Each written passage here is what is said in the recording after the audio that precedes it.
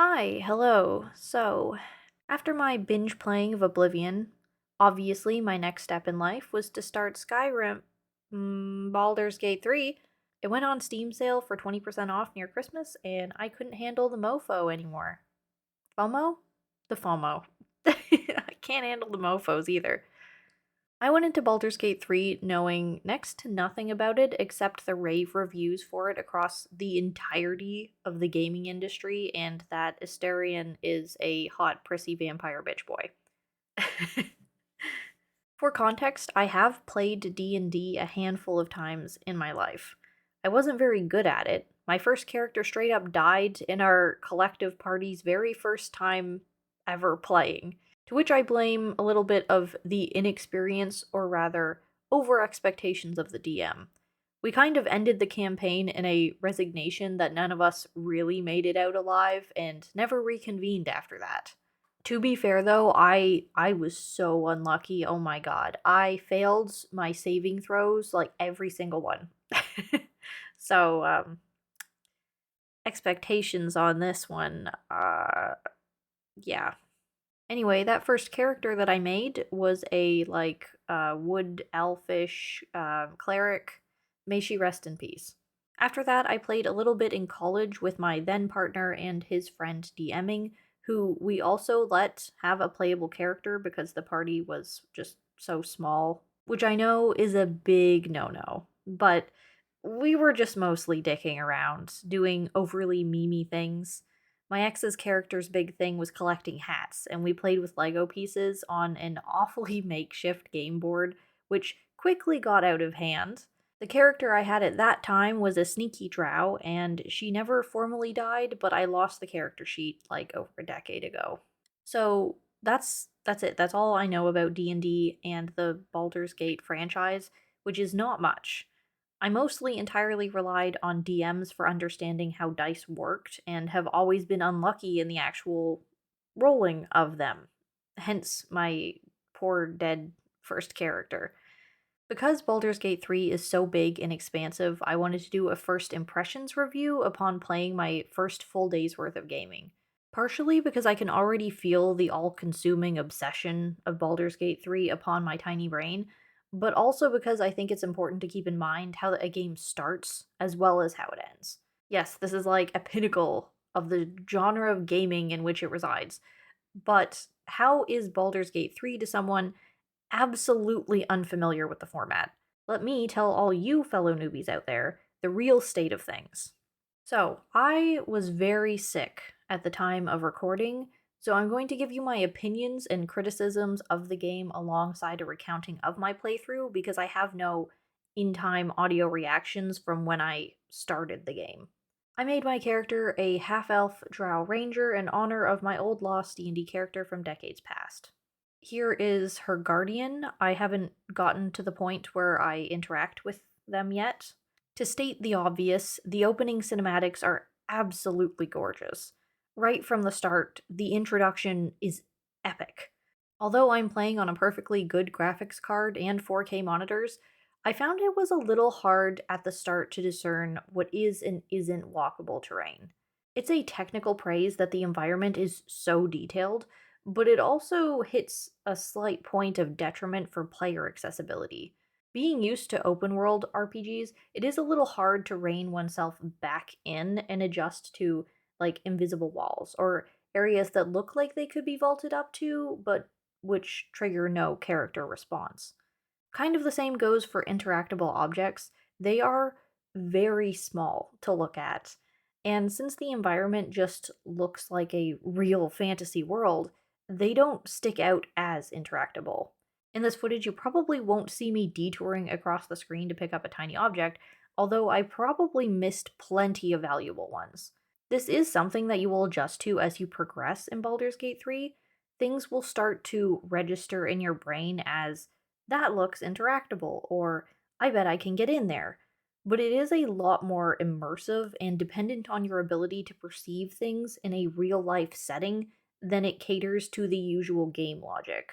I.e., the really rare items don't stick out or look super duper out of place with a bunch of arrows pointing towards it and highlights and yeah. I kept the tutorial function on, but honestly, it was not nearly enough for me. I'm on the fence about this, personally.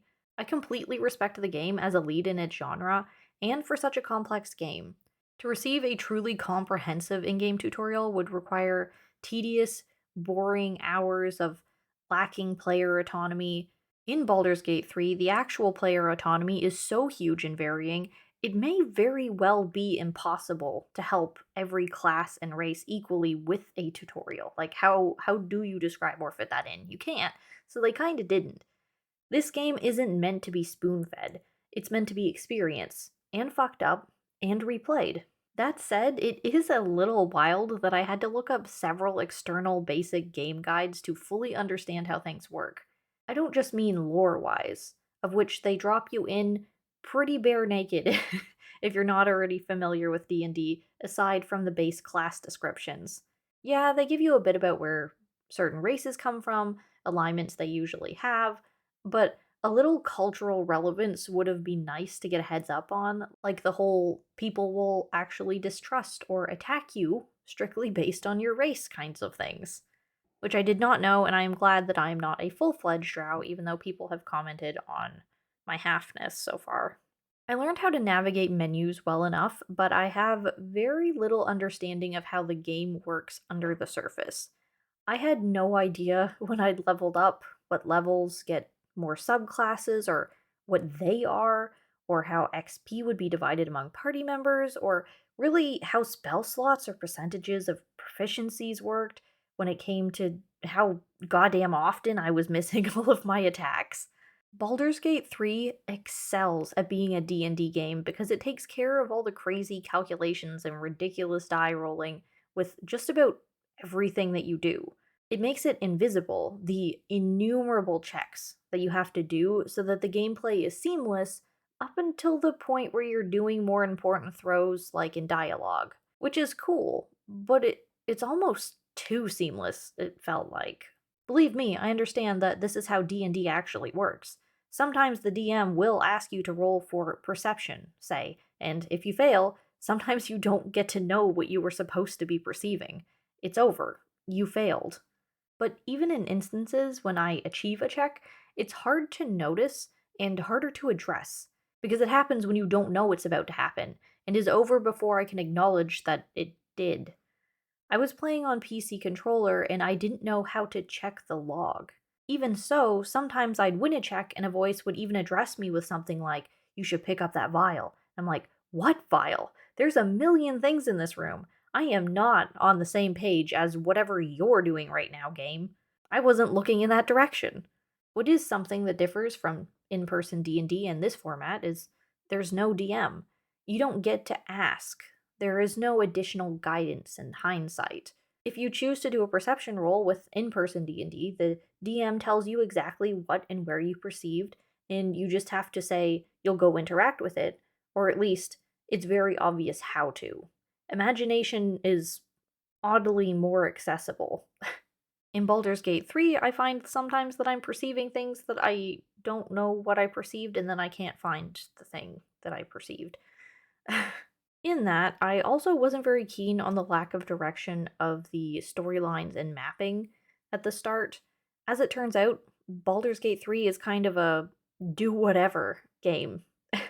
Every single thing that you do will take you somewhere interesting, level you up, give you some kind of adventure, which is fine, but also led to a lot of confusion at times when navigating, stumbling into encounters that I was absolutely not prepared for or allowed to be in yet, and that's really frustrating getting wiped out with no chance of escape.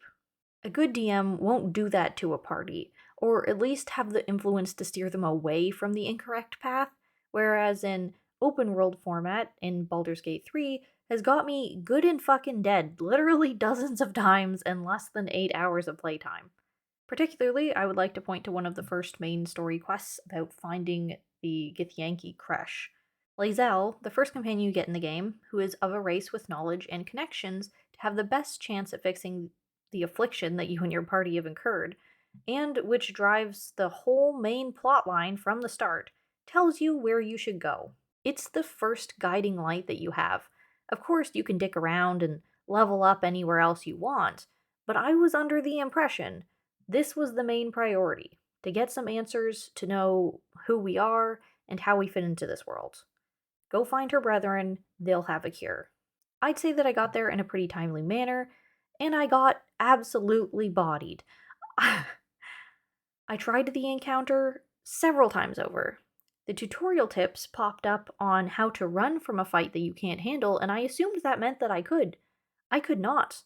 I even took a different approach more than one time. I went back to camp, dismissed all the extra people in our party, met the Kresh gang with just Lae'zel and myself so that there were less variables involved, and they cut her down into a death saving throw before she could do anything.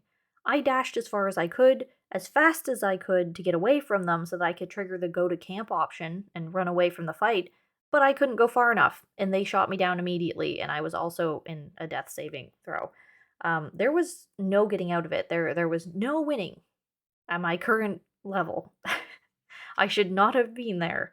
I definitely don't mind the idea of Dark Souls type games where it is a constant uphill battle of skill and mechanics and hundreds of deaths to progress against various bosses. I didn't appreciate it here. Not just because of the impression of some of the missions to prioritize that you may not actually be suited for. Like, the game should probably have recommended that I level up in the mission menu before going to find the Kresh, but I dislike the inability to know to prepare for the failure. I have essentially taken to saving like every fucking 5 minutes in this game because I don't know how critically awful a situation is about to get out of hand at any given moment. The thing about Baldur's Gate 3 as a game, where you are in control of your entire four-person party if you want to be, is that encounters are a bit hard to approach correctly. The NPCs in your party act like NPCs. Not only do you not exactly know when a fight might be triggered, but unless you are micromanaging, switching between characters to individually move them at every step of the way, they will never be in a reasonable position for an onset of combat. They'll be all clustered around you, the main character who's supposed to be guiding them. I found this to be a great flaw, as it is the main reason that I have failed so many battles. The archer or the mage or whatever class, etc., that are squishy and meant to stay at the back are never in position to achieve that goal. My greatest stress so far in the game has been them going down immediately and putting the entire battle on catch up. And that doesn't really happen in D&D in real life. Everyone, because you're in charge of your own character, is aware of their role and it acts accordingly. You don't have the thief actively putting themselves in a position where the barbarian should be. In that, in Baldur's Gate 3, the NPCs also have the NPC tendency of, like, declaring that they see a trap and then walking into it anyway. There is a workaround to this. You can ungroup your party and try to advantageously position members before an engagement, but like I said, that's really tedious, at least especially with a controller. And you don't always know when an encounter will happen, unless you've already fucked it up and died to it. Even then, if you are actively doing that, keeping your party separate, and you're all moving good spacing to one another, sometimes that aspect just doesn't compute. I had one moment where I actively snuck into a village to kill goblins, very sneakily climbed onto a roof to attack them from behind, and I was suddenly warped into a cutscene of all my characters on the ground in a group, together again, talking to a character I'd intended to kill and was nowhere near. For plot purposes, I understand I needed the chance to pass or fail that conversation, but in real D&D, and if I'm taking the time to position my party, that sort of immersion breaker, or rather autonomy negator, feels like it shouldn't happen.